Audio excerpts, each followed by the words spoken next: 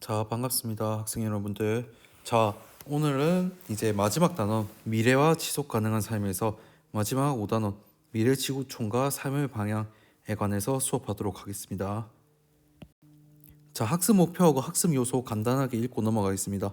자, 학습 목표 미래 지구촌의 모습을 다양한 측면에서 예측하고 이를 바탕으로 자신의 미래 삶을 설정할 수 있다.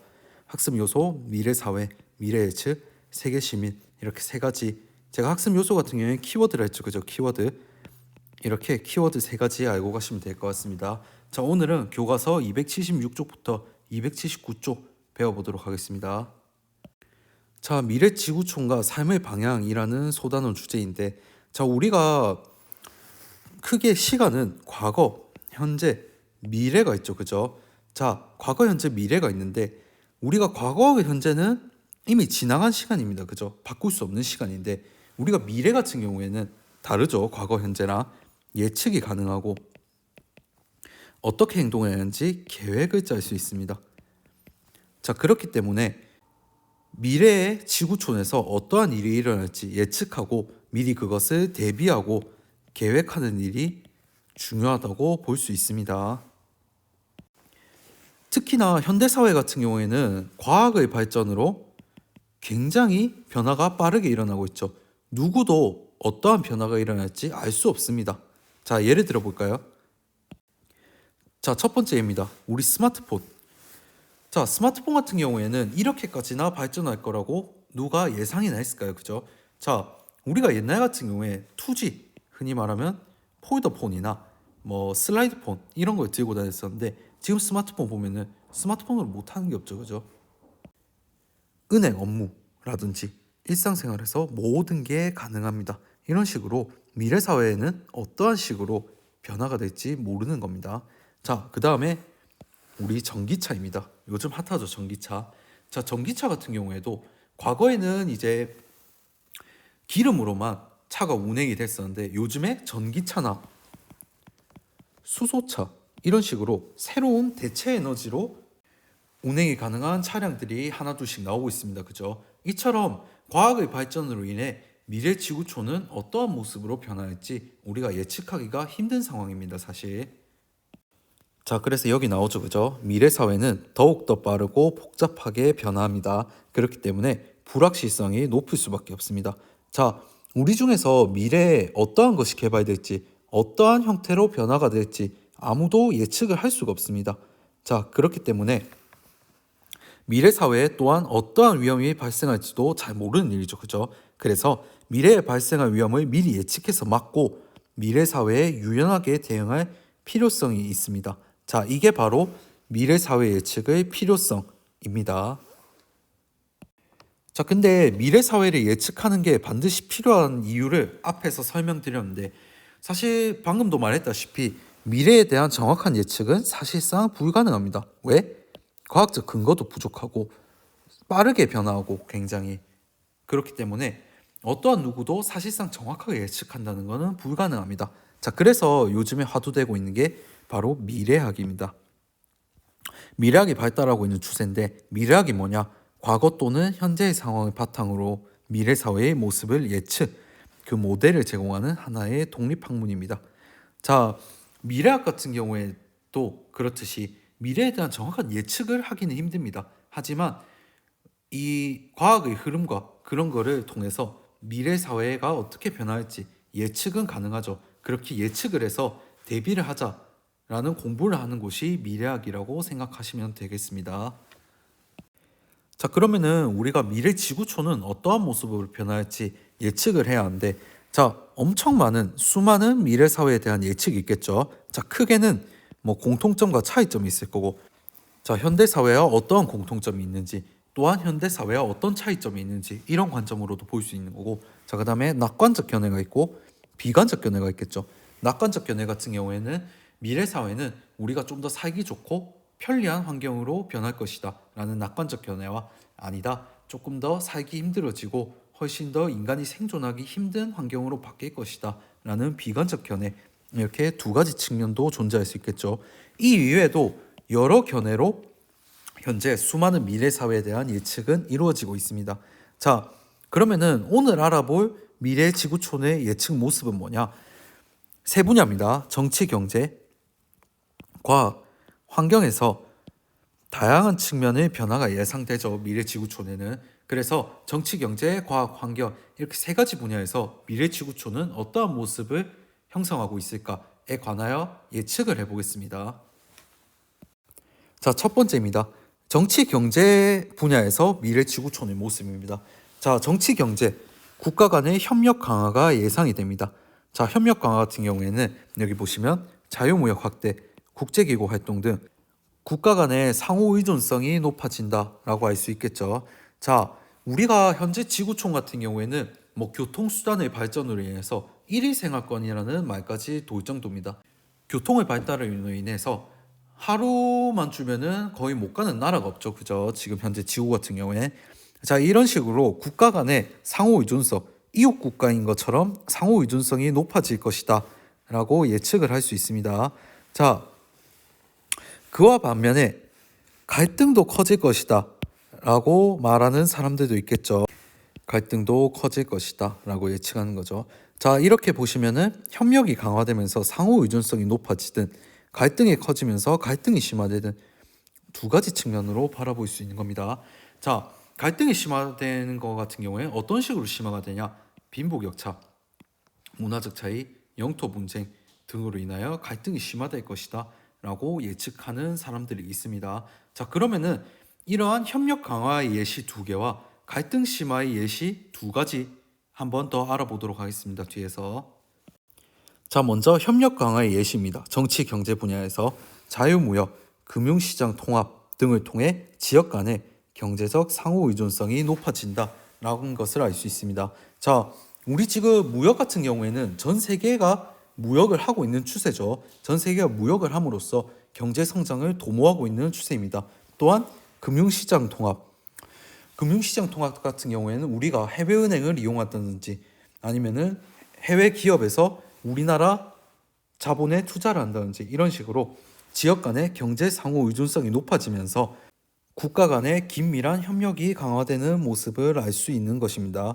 자, 이 그림에 보시면은 무역하고 있죠. 그죠? 무역. 자, 우리나라 같은 경우에는 무역 수출국으로서의 역할을 하고 있는 나라입니다. 우리나라 같은 경우에는 중간국입니다. 자, 중간국이 뭐냐면은 다른 나라에서 싼 값으로 원료를 들어와서 우리나라에서 물건을 만든 뒤에 다시 다른 나라로 수출하는 형태의 국가 형태를 지니고 있습니다. 자, 그렇기 때문에 우리나라에서는 더욱더 이런 자유무역의 중요성이 미래에는 더 강조되겠죠. 그죠? 이런 식으로 자유무역, 금융시장 통합 등을 통해서 미래 지구촌은 경제적으로 협력이 강화될 것이다 라는 예측을 할 수 있습니다. 자, 다음으로 정치면에서 협력 강화인데 세계 평화, 환경 문제 해결 등을 위한 국가 지역 간의 정치적 협력이 중요해질 것이다 라고 말을 합니다. 자, 여기 그림 보시면은 이 그림 다들 아시죠? 그죠? 자, WHO입니다.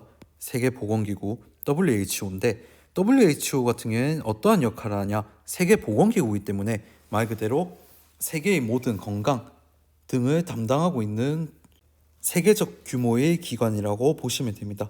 자, 이런 기관들을 통해서 세계 평화라든지 환경 문제 해결 등을 위해서 정치적 협력이 더욱더 미래 사회에는 중요해질 것이다 라고 예측하는 낙관적인 시선을 지금까지 살펴봤습니다. 자, 그러면 이제 갈등이 심화될 것이다. 정치 경제면에서 갈등이 심화될 것이다 라는 측의 주장을 한번 살펴보도록 하겠습니다. 자, 정치 경제면에서 갈등이 심화되는 예시 첫 번째입니다. 영토 자원을 둘러싼 분쟁, 종교적 대립, 정치적 갈등이 발생해서 전쟁이 일어날 것이다 라고 말을 하는 사람들이죠. 자, 영토 자원을 둘러싼 분쟁 같은 경우에는 우리가 옛날부터 전쟁을 했을 때는 분명히 목적이 있습니다. 영토와 자원을 둘러싼 분쟁을 가지고 옛날부터 전쟁을 했었는데 특히 자원. 자, 우리 지구촌의 자원은 한정돼 있죠. 그죠? 언젠가는 고갈이 되는 자원들입니다. 그렇기 때문에 누가 어떤 나라가 더 많은 자원을 가져가냐가 곧 국가의 위상과 힘이 될 수 있기 때문에 이런 영토와 자원인데 특히 자원을 둘러싼 분쟁으로 심화될 것이다. 갈등이 심화될 것이다 라고 보는 의견이 많습니다. 자, 그 다음에 종교적 대립. 종교적 대립 같은 경우에는 지금 현재 중동 쪽에서 많이 일어나고 있는 추세죠. 그죠? 정치적 갈등도 마찬가지. 중동이라든지. 자, 정치적 갈등 같은 경우에는 중동뿐만 아니고 우리 G2 시대라고 합니다.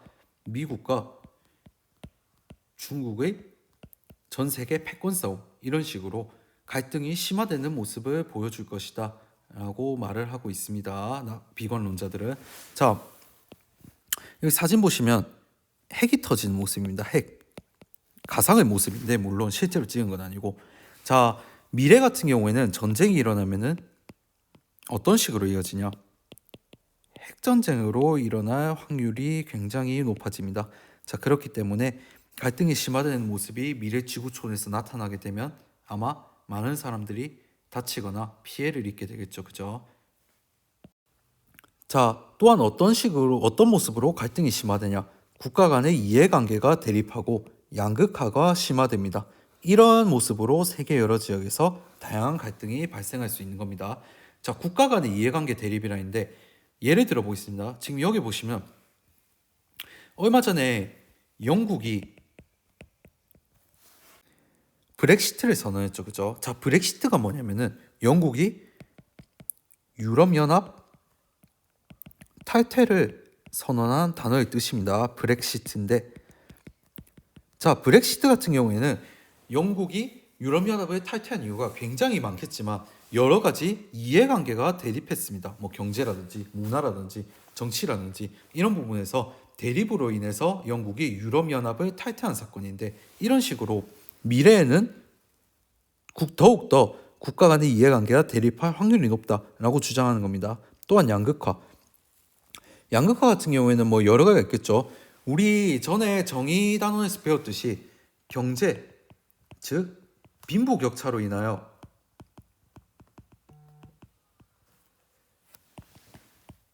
상층과 하층이 나뉘는 현상이 현대사회에서 심화되고 있다 했죠. 그죠? 이것 또한 양극화입니다. 즉 경제라든지 또는 인종 또는 성별, 이런 식으로 양극화가 심화될 확률이 미래 지구촌에서는 높다라고 비관론자들은 주장하고 있는 것입니다. 자, 그래서 지금까지 정치 경제 분야에서 낙관론자들의 주장 두 가지, 그 다음에 갈등이 심화될 것이다라는 비관론자들의 주장 두 가지씩 살펴보았습니다. 자, 물론 이것 또한 모두 예측입니다. 예측. 미래 사회는 이 중에서 어떠한 모습으로 변할지, 또는 여기서 나오지 못한 전혀 다른 예측의 모습으로 변할지는 아무도 예상할 수 없는 것입니다. 자, 정치 경제 분야의 미래 지구촌의 모습에 이어서 다음으로 과학 분야에서 미래 지구촌의 모습을 한번 살펴보도록 하겠습니다. 자, 아까 도입부에서 말했듯이 미래 사회에서는 과학의 발전 속도가 훨씬 더 높아질 겁니다. 비약적인 발전을 이루겠죠. 그렇죠? 자, 그렇게 돼서 우리 인간들이 좀 더 편리한 생활을 할 수 있을 것이고, 활동 범위가 지구촌을 넘어서 우주까지도 확장되는 모습을 보여줄 수 있습니다. 자, 분명히 장점이 있으면 단점도 있겠죠. 이거 같은 경우는 장점이고, 밑에 단점 한번 보겠습니다. 자, 단점. 신종 바이러스, 특정 직업 소멸로 인한 실험 문제. 자, 특정 직업이 왜 소멸되겠습니까? 자동화, 또 뒤에 설명하겠지만 인공지능, 이런 기계들의 발전으로 인해 인간들이 하지 못하는 일들을 기계가 하기 시작하면서 실험 문제가 대두될 것이다 라고 주장하는 사람들이 있습니다. 자, 그러면은 이것도 예시를 들면서 설명해 보도록 하겠습니다. 자, 첫 번째 예시입니다. 자, 이거 같은 경우에는 얼마 전에 우리나라에서 발사에 성공할 뻔했지만 마지막까지 끝까지 성공하지 못한 우리 순수 국산 발사체 누리호입니다. 자, 아까 앞에서 말했죠. 지구촌의 활동 범위가 지구를 넘어서 우주로 확장될 것이다. 지금 미국 같은 경우에는 화성에다가 도시를 짓겠다라는 계획까지 발표한 상황이죠. 그죠? 자, 이런 식으로 과학의 발전으로 인해서 활동 범위가 우주까지 미치게 될 것이다. 미래 지구촌에는 이렇게 예측하는 사람들이 많습니다. 자, 그 다음에 오른쪽 그림 같은 경우에는 인공지능입니다. 자, 우리 인공지능 요즘에 굉장히 핫한 소재죠. 그죠? 자, 인공지능 같은 경우에는 다양한 분야에서 쓰일 수 있습니다. 인공지능은 스스로 생각을 하면서 발전을 할 수 있기 때문에 다양한 분야에 쓰이는데 인공지능이 어떠한 분야에 쓰이는지 이것도 예시를 들면서 설명해 드리겠습니다. 자, 인공지능 같은 경우에는 쉽게 말하면 인간의 학습 능력, 추론 능력, 지각 능력 등을 컴퓨터 프로그램으로 실현한 기술입니다. 스스로 생각이 가능하고 어떠한 식으로 행동해야 하는지를 알고 있습니다. 행동. 자, 우리 일상 속에서 많이 쓰이는 인공지능 예를 들어 보겠습니다. 자, 로봇 청소기입니다. 요즘 가정에서 로봇 청소기 많이 사용하죠, 그죠? 로봇 청소기 같은 경우에는 스스로 지각 능력을 발휘해서 어떠한 구역을 청소를 해야 하는지 이런 식으로 본인이 스스로 생각해서 청소를 해주는 로봇입니다. 이 외에도 생활 속에서 조금 더 편하게 찾아볼 수 있는 건 우리 핸드폰의 쉬리, 아이폰 같은 경우 쉬리나 안드로이드의 빅스비 같은 경우도 인공지능의 예로 설명할 수 있습니다. 자, 그 다음에 오른쪽. 자, 지금 보시면은 운전을 하면서 책을 읽고 있죠. 자율주행 자동차입니다. 지금 현재 자율주행 자동차 같은 경우에는 상용화는 되기는 어렵습니다. 안전상의 문제로 아직 시스템이 완벽하지가 않기 때문에. 하지만 미래에 좀 더 과학이 발전해서 기술이 발전해서 자율주행 자동차가 완성이 된다면 인간에게 좀 더 편리한 생활을 가능하게 해줄 것입니다. 자, 이런 식으로 인공지능이라든지 과학의 발전으로 인해서 좀 더 인간이 편리한 삶을 살 수 있다라는 것이 미래 지구촌의 예측 중에 하나입니다. 자, 과학의 발전에서 아까 앞에서 예를 들었던 사진들입니다. 스마트폰 같은 경우에도 굉장히 비약적으로 발전하고 있고 전기차 같은 경우에도 자율주행 자동차와 비슷한 맥락으로 좀 더 과학이 발전하고 기술이 진화하면은 아마 상용화돼서 많은 사람들에게 보급될 것으로 예측하고 있습니다. 자, 그런데 아까 과학이 발전하면 어떤 문제점이 생기는지에 관해서 배우다가 실험 문제에 관해서 배웠습니다. 실험 문제가 왜 일어난다 했죠? 과학이 발전하면서 자동화, 인공지능 기술이 발전하면서 인간보다 기계가 더 일을 효율적으로 할 것이다 라는 직업에서 많은 실업자가 발생할 것이라고 예측을 한 것입니다. 자, 밑에 그림을 보시면 자동화 대체 확률이 높은 직업이 있고 자동화 대체 확률이 낮은 직업이 있습니다. 자, 자동화 대체 확률 직업이 높은 직업 1위 콘크리트공, 2위 정유금 및 독축원 이런 식으로 쭉쭉 있는데 어떠한 특징을 가지고 있냐? 단순 반복적이고 정교함이 떨어지는 동작을 하거나 사람들과 소통하는 일이 상대적으로 낮은 일들은 미래의 기계가 자동화 대체 확률이 높은 직업으로 선정이 되었습니다. 자, 이런 직업들에서 실업자가 많이 나오겠죠, 그죠? 왜? 자동화로 대체될 확률이 높으니까. 이런 분야에서 실업자가 많이 나오게 된다면 미래의 실업률은 증가할 것이다 라고 비관론자들은 예측하고 있는 겁니다. 자, 반면에 자동화 대체가 확률이 낮은 직업들도 분명히 있습니다. 화가 및 작곡가, 사진작가 및 사진사, 작가 및 관련 전문가 등이 있는데 자동화 대체 확률이 낮은 직업은 어떤 특징을 가지고 있냐? 감성에 기초한 예술 관련 직업은 자동화 대체 확률이 상대적으로 낮다는 것을 알 수 있습니다. 자, 그래서 이런 식으로 자동화 대체 확률이 높은 직업에서 실업률이 증가할 단점이 있다. 과학이 발전하게 된다면은 이런 시각으로 우리 미래 지구촌의 과학 발전의 모습을 바라보는 시선도 있다라는 것을 알 수 있습니다. 자, 마지막입니다. 미래 지구촌의 모습에서 우리 지금까지 정치, 경제, 그 다음에 과학 분야에서 살펴봤는데 마지막으로 환경입니다. 환경. 자, 미래 지구촌의 지금까지 정치, 경제, 그 다음에 과학 분야에서는 낙관론자, 비관론자 이런 두 가지 시선이 있습니다. 그렇죠? 자, 이런 두 가지 시선이 있었는데 환경 같은 경우에는 오로지 비관론자의 시선만 있습니다. 왜? 미래의 환경 오염의 문제가 심각해질 거기 때문에 그에 따른 해결 필요성이 분명히 필요하다라는 주장이 많습니다. 자, 왜 환경이 파괴되냐? 경제가 성장하고 인구가 증가함으로써 환경이 파괴되고 자연 소비가 증가한다라는 것을 알 수 있습니다. 자, 자연 소비 같은 경우에는 우리가 실제로 인류가 자연을 이용해서 만드는 물건들이나 이런 게 굉장히 많죠. 그죠? 그렇기 때문에 이런 자연 소비가 증가하게 되면 환경도 자연스럽게 파괴될 것이다 라는 주장이 끊임없이 미래지구촌 환경의 모습에서 제기되고 있습니다. 자, 그래서 환경 문제의 근본적 해결을 통한 청정한 생태계 환경 보존이 필요하다라는 주장을 하고 있죠, 사람들이. 이거는 미래의 중대한 과제 중에 하나입니다. 자, 예시를 들어보겠습니다. 자, 왼쪽 사진. 지금 보면은 북극곰이 이렇게 위태위태하게 조그마한 얼음에서 무서워 살려주세요 이러고 있는 모습이죠. 자, 이거 무슨 모습일까요?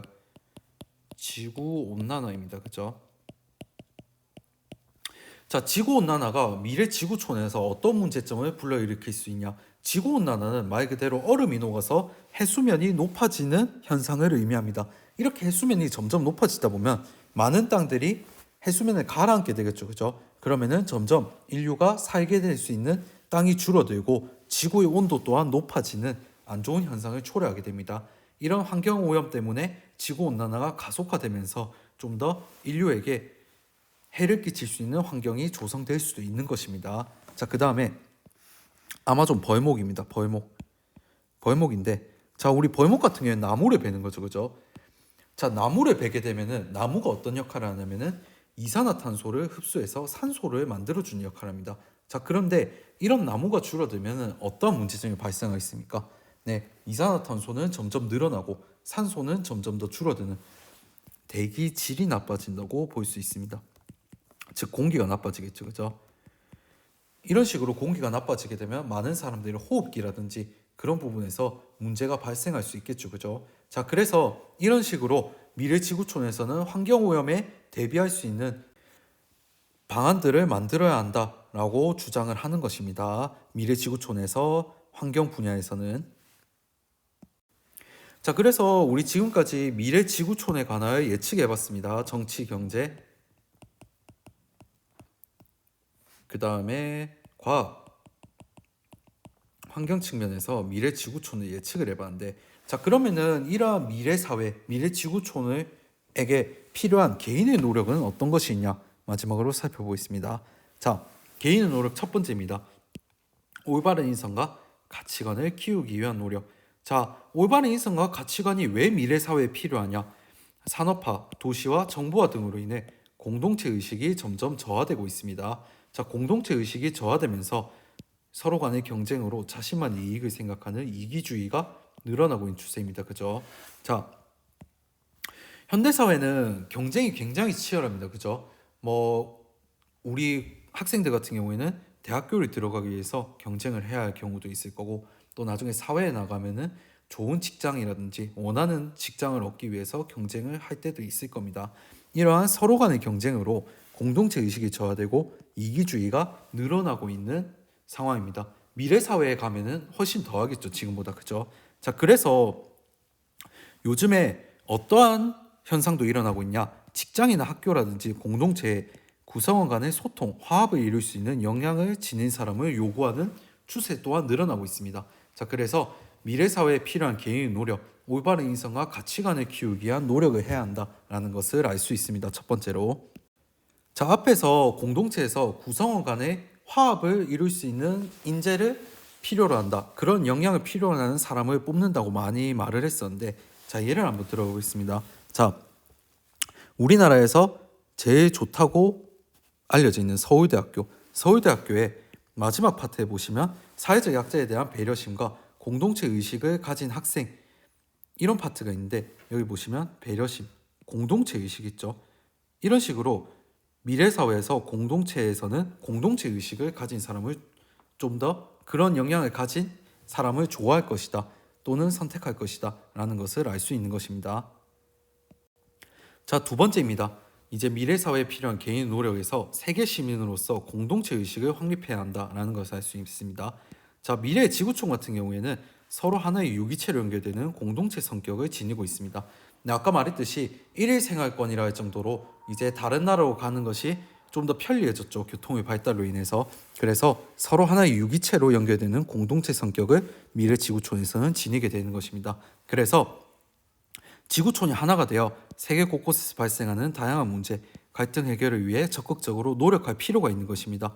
그렇게 국가를 넘어 민주 시민 의식, 도덕성, 폭넓은 시와 포용력을 갖춘 세계 시민이 되기 위한 자질 함량의 필요성이 존재하는 것입니다. 자, 예를 들어 보겠습니다. 우리 세계적으로 일어나는 문제, 코로나 바이러스 있죠, 그죠? 코로나 바이러스 해결을 위해서 지금 전 세계가 백신을 다른 나라에 나눠주는 등의 노력을 하고 있습니다, 그죠? 자, 그다음에 난민 같은 경우에도 지금 유럽을 주축으로 해서 세계 곳곳에서 난민 문제 해결을 위해서 노력하고 있는 공동체 의식을 보여주고 있는 사례 두 가지입니다. 자, 그래서 마지막으로 정리한 겁니다. 미래 지구촌의 모습인데 국가 간의 협력 강화 및 갈등이 강화될 것입니다. 정치, 경제 분야에서. 자, 그다음에 과학 기술이 발전하면서 생활 편리성 증대 및 활동 범위가 확대될 테지만 윤리 문제가 발생할 수 있는 문제점이 제기될 수 있습니다. 자, 마지막으로 환경 문제가 심화될 것입니다.